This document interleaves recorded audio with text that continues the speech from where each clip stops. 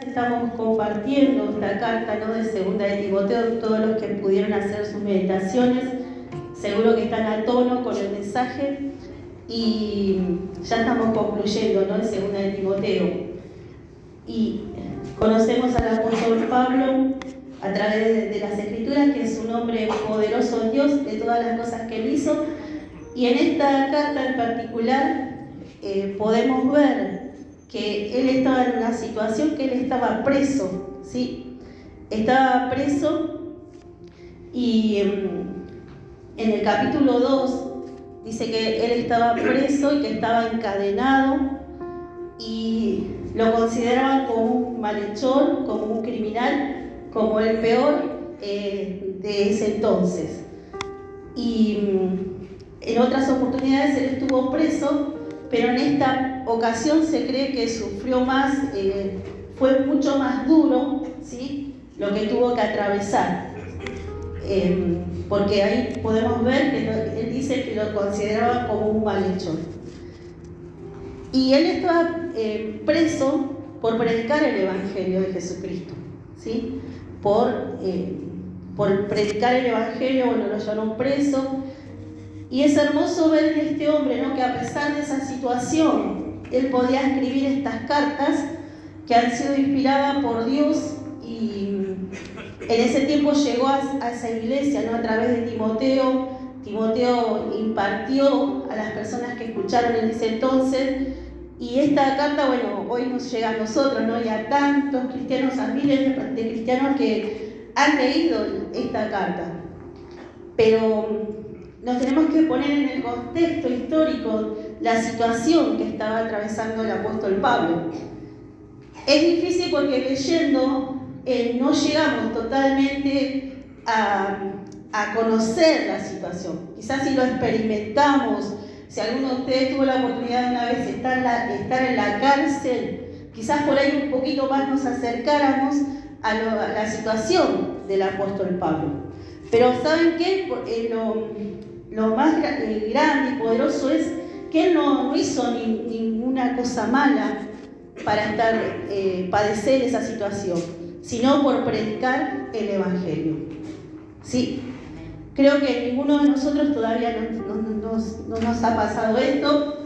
Le damos gracias a Dios porque tenemos la libertad, ¿no?, de predicar el Evangelio, ¿sí? Hoy en día, bueno, cada vez se abre más la iglesia para que la gente concurra, y si usted quiere ir a una plaza y se pone a predicar el Evangelio, y no va a pasar nada. Si nadie va a venir y lo va a llevar preso por eso. Le damos las gracias por la libertad que tenemos aquí en nuestro país. Pero sin duda hay países que están padeciendo esta situación, y debemos orar por nuestros hermanos, aquellos en algunos países que están atravesando esta situación, ¿sí? Y no solamente eso, sino que podemos ver también en esta carta que el apóstol Pablo no solamente estaba ahí preso padeciendo todo esto que es bastante feo, sino que también estaba el abandono de sus propios compañeros, obreros que estaban con él, lo habían abandonado. Y ahí también, creo que aquí en el capítulo 4 dice que él solo había quedado con Lucas, ¿sí? Los demás todos lo fueron dejando al apóstol Pablo. Así que no solamente estaba preso, sino también recibió el abandono de sus hermanos en la fe. Y no solo eso, sino que también tenía opositores que se oponían a la palabra que él predicaba, porque si bien él estaba preso, pero la palabra de Dios, también aquí dice en esta misma carta que la palabra de Dios no estaba presa, sino que la palabra de Dios seguía corriendo. Y había opositores a esa prédica que hacía el apóstol. Entonces vemos distintos puntos por lo que él estaba atravesando. Estaba atravesando la cárcel, el abandono de los hermanos, y también esto, ¿no?, de que se levantaban en contra de la prédica de él. Y pensar un poquito cuánto nosotros pasamos por predicar el Evangelio. Quizás nos vamos a sentir bastante pequeños, ¿no?, a lo que fue el apóstol Pablo. todas las situaciones que pasamos para poner en alto el Evangelio, hasta dónde estamos dispuestos a sufrir para que el Evangelio esté en alto en nuestras vidas, en la Iglesia de Jesucristo, en Argentina, ¿sí? Hasta dónde estamos dispuestos. Y en esta carta también es particular porque ahí también en 2 Timoteo 4, él le dice que él había peleado la buena batalla de la fe y que ya estaba para ser sacrificado, ¿sí? Que ya estaba para partir. Él sabía también que en cualquier momento a él lo iban a matar, ¿sí? Y está escrito aquí en esta carta. Y lo importante y hermoso que él pone y dice: he peleado la buena batalla de la fe, ¿sí?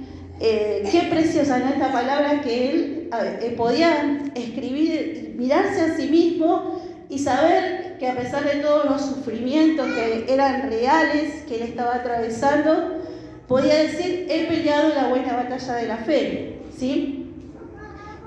Y pensarnos cuántos nosotros estamos peleando bien la batalla de la fe, o estamos peleando ahí a medias, o estamos que hacemos un paso adelante y dos para atrás. Que Dios nos ayude, ¿no? Porque los comienzos son muy lindos, te encontrás con Jesucristo y como que se para la vida de uno, ¿no? Te para la vida y cambia tu vida y comenzás a entrar en este mundo espiritual donde uno comienza a sentir la presencia de Dios, donde tenés un Jesucristo que te va a acompañar todos los días de tu vida. Y bueno, es algo precioso, ¿no? Pero qué importante es poder perseverar, poder permanecer en el camino del Señor. Y una de las cosas que Pablo le aconsejaba a Timoteo, que persevere. Y es importante, ¿no? He peleado la buena batalla de la fe. Y mirémonos a nosotros mismos, la palabra de Dios es para mí, es para vos. ¿Cuánto he peleado? ¿Sí? ¿Cuánto he peleado para mantenerme fiel? ¿Cuánto he peleado para poner el Evangelio en alto? Para que el Evangelio de Cristo no sea vituperado, para que el Evangelio de Cristo no quede mal. ¿Cuánto he peleado? ¿Sí? ¿Cuánto hemos peleado? Y él decía: he peleado la buena batalla de la fe. Él ya estaba seguro, así como de su partida, que a él no le quedaba mucho tiempo en la tierra, pero también él se miraba a sí mismo y podía escribir: he peleado la buena batalla de la fe. Qué lindo, ¿no? Porque uno a veces conoce a tantas personas que por ahí comenzaron con este encuentro con Cristo, que es muy poderoso, que hemos tenido, y comienza pum para arriba. Y después, bueno, va bajando. En vez de ir subiendo, se va deslizando, ¿sí? Pero qué importante es llegar así hasta el final de nuestras vidas. Es poderoso, ¿no? Que podamos llegar así, ¿no? Y decir: he peleado la buena batalla de la fe. Me he mantenido fiel, he guardado la fe. También ahí dice, y en otras versiones dice: me he mantenido fiel, ¿sí? Me he mantenido fiel a pesar de todas las situaciones que conocemos a través de la Escritura que él estaba atravesando. Que Dios nos ayude, ¿no? A mantenernos fieles, a ser fieles a Dios en todo. Y acá en lo que estamos compartiendo habla de la Escritura, ¿no? Si bien en este capítulo 3 comienza hablando de los peligros de los últimos tiempos peligrosos, ¿sí? Pero no dice tiempos peligrosos porque va a haber una inundación, no dice tiempos peligrosos porque va a haber una enfermedad, no dice tiempos peligrosos por, no sé, que se va a haber un terremoto, no dice tiempos peligrosos que son por ello. Si no sabes por qué, acá en el capítulo 3 dice: porque habrá hombres, y comienza a hacer una lista de esos hombres, cómo van a ser, ¿sí? Amadores de sí mismos, que aman más el deleite que a Dios, y bueno, es impetuoso. Después en tu casa léelo, y comienza a enumerar estos hombres. Y estos tiempos peligrosos que vamos a vivir no te asustes por el COVID, no te asustes por que venga un terremoto, que venga un tsunami, que escuchamos de todas estas cuestiones, sino tiempos peligrosos por los hombres, ¿sí? O sea que cada uno de nosotros puede ser culpable también de que sean los tiempos peligrosos. Así que nos ayude Dios, ¿no?, para mantenernos fiel en la palabra, para que no seamos considerados con estos hombres que hacen que los tiempos sean peligrosos, ¿sí? Sino que podamos huir y ser considerados de la otra parte, ¿no? Que si bien son los tiempos peligrosos, pero nos mantenemos fieles, guardamos la fe, ¿sí? ¿Se entiende? Y bueno, acá comienza a enumerar, pero después Pablo le dice a Timoteo que él tenía que tomar la palabra. Y en estos últimos versículos que hemos leído, le dice de la Escritura, que la Escritura es inspirada por Dios. La palabra de Dios, la palabra escrita, que es la Biblia, es inspirada por Dios, ¿sí? Eso tenemos, el primer paso que tenemos que tener claro. Todos nosotros seguro hemos leído libros, poesía, tantos textos, pero este libro, cuando vos te encontrás con este libro, es la inspiración de Dios, ¿sí? Es la inspiración de Dios para nuestra vida. Entonces, cada vez que yo voy a la palabra, no es un diario, no es una información por internet, sino es la inspiración de Dios, ¿sí? ¿Y qué pasa? Que mucha gente por ahí, yo le comparto esto a una persona que no conoce a Cristo y puede leerlo, pero no lo puede entender, porque es el Espíritu de Dios el que nos va a enseñar y nos va a hacer entender su palabra, ¿sí? Es el Espíritu Santo de Dios que nos enseña la palabra. Y la fe, ¿no?, que está en nuestros corazones, que es dada por Dios en nuestras vidas para creer lo que está escrito. Y le dice, la Escritura es inspirada por Dios. ¿Y para qué sirve, no, esta Escritura? Esta Escritura dice, útil para enseñar primero. La palabra de Dios es para enseñar, ¿sí? Para enseñarnos a nosotros, para enseñarme a mí y a vos. Y esto de la enseñanza, bueno, ya lo tenemos todos, otra vez compartíamos, ¿no?, que todos aprendemos cosas, pero nos enseña, la palabra nos enseña a cómo vivir en la vida, cómo seguir adelante en la vida, aplicando, ¿no?, la palabra en nuestras vidas. Y no solamente eso dice, sino que no solamente es para enseñar, sino para redarguir, ¿sí? Redarguir. ¿Y esto qué quiere decir redarguir? Que a través de la palabra, ¿sí?, cuando yo me encuentro con la palabra, me puedo ver a mí misma y puedo ver a través de la palabra lo que yo estoy haciendo mal, ¿sí? La palabra es lumbrera, es lámpara, es la que nos ilumina, ¿sí? Esa es la función también de la palabra. La palabra, bueno, es la que alumbra mi camino, me hace ver si yo estoy errada, me hace ver mi condición. Por eso es tan poderosa y es inspirada por Dios. Por eso cuando nos encontramos con la palabra de Dios, el hombre comienza ahí, se reconoce que es pecador, ¿sí? Si bien es una persona que le habló, una persona que trae el mensaje, pero cuando nosotros nos encontramos con la palabra de Dios que nos dice que somos pecadores porque hiciste esto, y ahí, ¿no?, redarguye nuestro corazón, nos hace ver nuestros pecados, nos hace ver nuestras malas acciones, la palabra de Dios. Esa es la función de la palabra de Dios. Y luego dice, también nos sirve para corregir. Para corregir. La palabra de Dios también en otras partes dice que es un espejo y nos lleva a corregir nuestras vidas, ¿sí? Nos hace ver, bueno, esto tenés que corregir. Lo escribiste con B corta, va con B larga, pero la palabra de Dios nos hace corregir nuestras vidas. Y hay personas que dicen, pero usted por ahí conoce a personas que dicen, pero esta persona es imposible que acepte una corrección.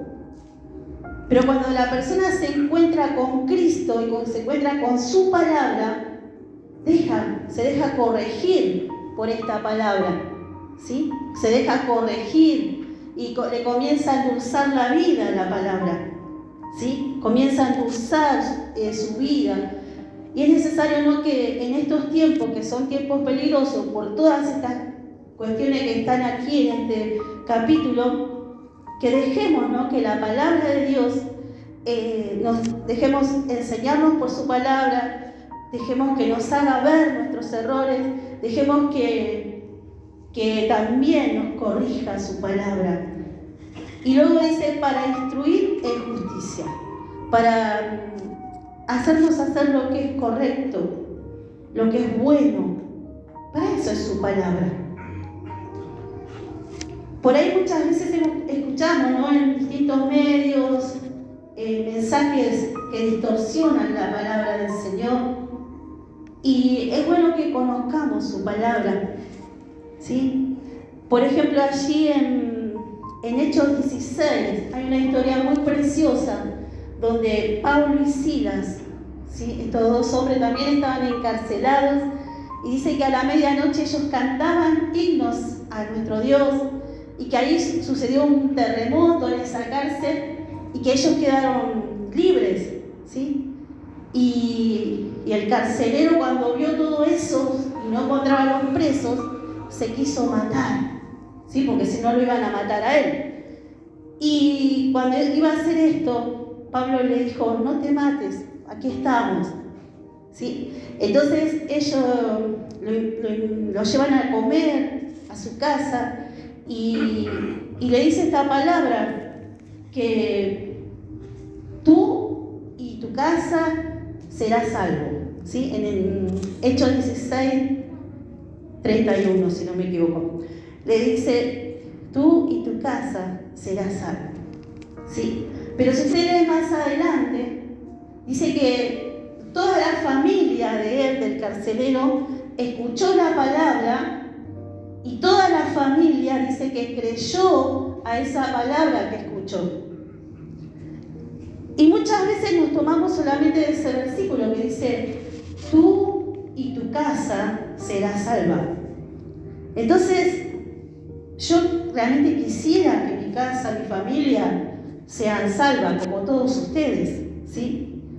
Pero la realidad es que si nuestra familia, si nuestros hijos, por ahí ya son grandes y no quieren saber nada con Cristo, si nuestros padres no quieren saber nada con Cristo, si ellos no aceptan a Jesús, no van a ser salvos.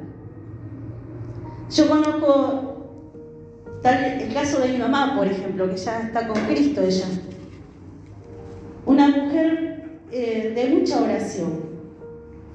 A veces yo me levantaba y la escuchaba a ella que estaba en su pieza, encerrada, orando. Hacían convocatorias de oración en la iglesia y ella era la primera en ir. Si había que ir a la mañana, a la noche, ella estaba. Mediodía, ella estaba presente. Y en esas oraciones, yo sé que ella oraba por todos sus hijos, ¿sí? Bueno, incluida yo y todos mis hermanos. Mi mamá partió con el Señor ya 7 años más o menos. Y hoy en día, bueno, yo que gracias por la misericordia de Dios y por su gracia, que nunca me aparté, y una de mis hermanas solamente que está congregando, el resto, nada. Entonces, qué bueno sería si esta palabra sería tú y tu casa será salva, ¿no? Pero no es así. La persona debe decidir por Cristo. ¿Qué le quiero decir con esto? Que se distorsiona la palabra y a veces se trabaja mucho en lo emocional, en los sentimientos, y nos llevan a repetir frases y después trae frustración porque los años pasan y esas personas nunca llegan a Cristo. No digo que, yo sé que por la oración de mi mamá, Dios los guardó de muchas cosas a mis hermanos. Eso sí estoy segura. De tantos peligros los guardó por una oración de una mujer. Eso sí.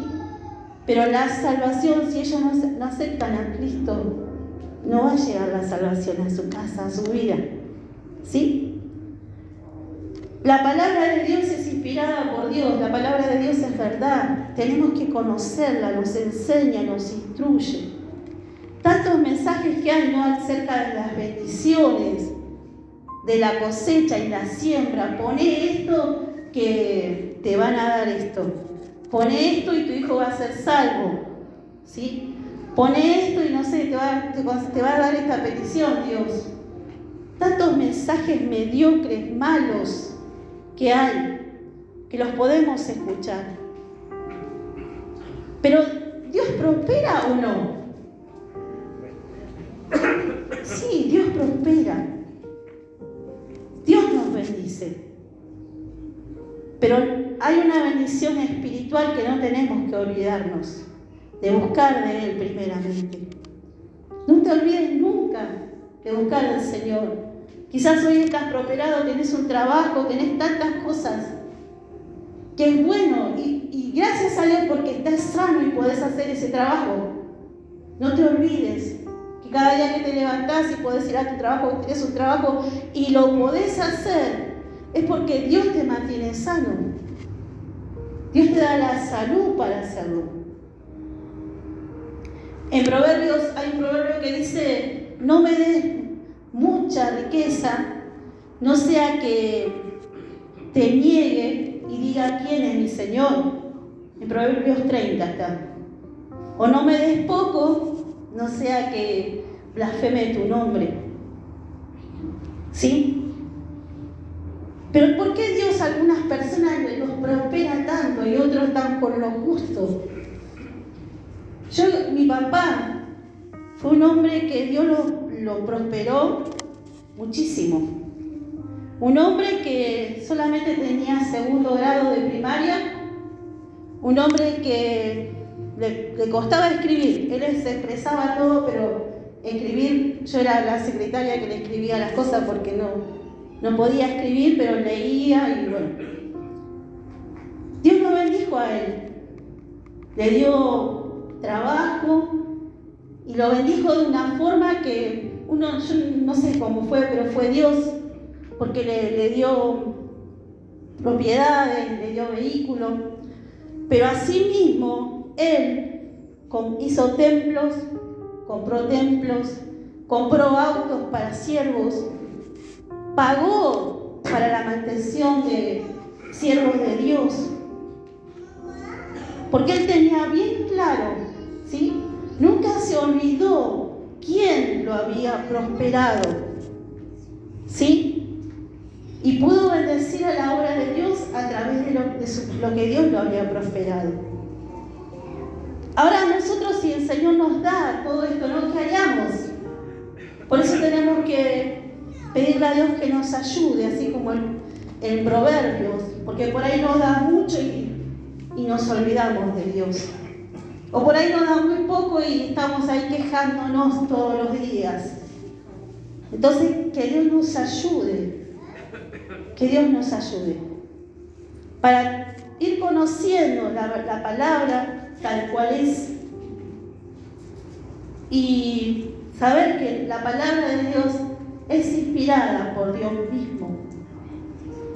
Y lo primero que va a hacer, nos va a mostrar nuestros errores, porque Él quiere que estemos bien. Y luego en el versículo 16 dice, miren el propósito de esta palabra. Dice, a fin de que el hombre de Dios sea perfecto, enteramente preparado para toda buena obra.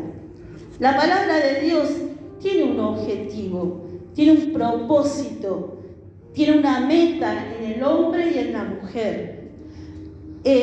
Dice, para que el hombre sea perfecto, sea maduro. O sea que yo cada vez que voy conociendo más la palabra, voy conociendo más al autor de esta palabra, que es Dios, ¿sí?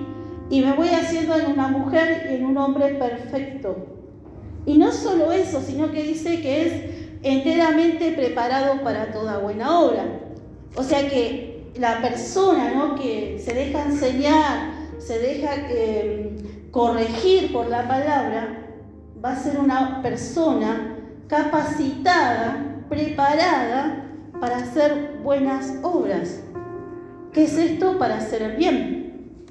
para hacer lo bueno, para hacer lo que es correcto, para hacer lo que es justo. Eso va a ser la palabra, produce en mi vida. ¿Sí? No solamente que me va a hacer llevar a la perfección, sino que me va a llevar a hacer buenas obras. ¿Sí? Entonces cuando uno está en el trabajo, te ven y ven que bueno, te manejas como el resto de los demás, que tenés principios, porque están en la palabra de Dios, que estás haciendo lo bueno, porque la palabra de Dios está en tu vida. Cuando vas a la escuela, ¿sí? La palabra de Dios, si está en nuestras vidas, los demás lo van a ver, porque voy a hacer lo bueno, voy a hacer lo que es correcto, voy a hacer lo que es justo. Eso produce la palabra de Dios en nuestras vidas. Pero no solamente es conocer, sino aplicarla. Ahí está el secreto. Dejarnos corregir, dejarnos enseñar por su palabra. ¿Sí? Y ahí, bueno, Dios nos va a prosperar de acuerdo a lo que sea mejor para nuestras vidas, como lo que compartimos recién, y todo lo demás que usted quiere, ¿no? De acuerdo a los propósitos de Dios en su vida. Así que bueno, vamos hasta aquí, vamos a estar orando. Le invito a ponerse de pie.